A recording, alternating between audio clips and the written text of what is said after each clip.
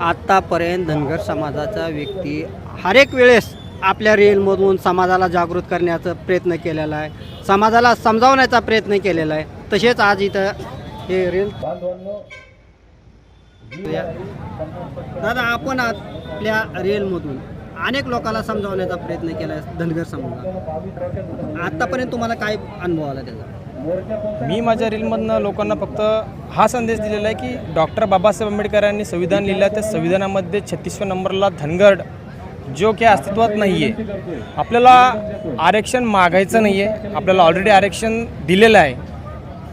दिलेल्या गोष्टीची फक्त अंमलबजावणी सरकारकडून करून घ्यायची आहे. त्याचा GR विषयी मी लोकांपर्यंत माझा मेसेज पाठवायचा प्रयत्न करतो. आम्ही उपोषणाच्या प्रॉपरला राहतो आहे. उपोषण स्टार्टिंगपासून पायाभरणीपासून आम्ही सोबत आहे आणि जोपर्यंत ST सर्टिफिकेट मिळत नाही तोपर्यंत आम्ही इथंच राहणार.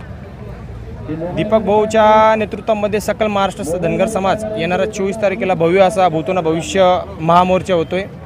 हा जालना पूर्णपणे पिवळमय होणार आहे.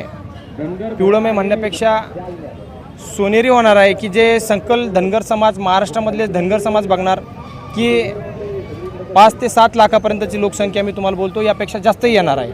कारण की आम्हाला येणारे कॉल मेसेजेस इतके आहे की आम्ही सांगू शकत नाही आहे. पण सगळ्यात मोठी जी गोष्ट आहे आणि खंत आहे की ही जी सरकार आहे हे गेंड्याच्या कातडीचं बनलेलं आहे. यांनी कोणत्याही प्रकारची दखल दीपक भाऊंची उपोषणाची घेतलेली नाही आहे.